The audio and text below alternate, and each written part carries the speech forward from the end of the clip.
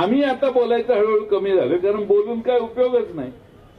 कितीही बोललं, केपी पाटलांनी किती भाषणं केली त्यांच्या विधानसभेला, काय फरक नाही पडत लोकांच्या.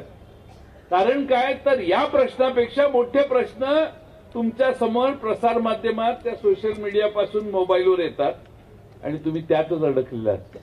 आपल्या अंगावरून शक्तीपीठ मार्ग जाणारे हे विसरतो आणि मग हे हिंदुत्वाचं झालंच पाहिजे. हे अरे तुझ्या अंगावरून शक्तीपीठ महामार्ग चाललाय, तो राहिला बाजूला.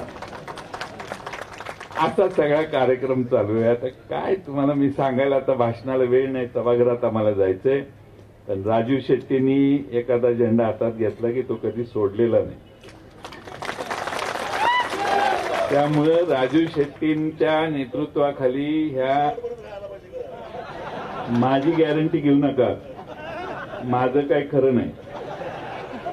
कारण काय, तुम्हाला माझ्या मनात शंका असल्या, माझ्याबद्दल शंका असल्यामुळे तुम्हाला हमी देणंही जरा धोक्याचं आहे.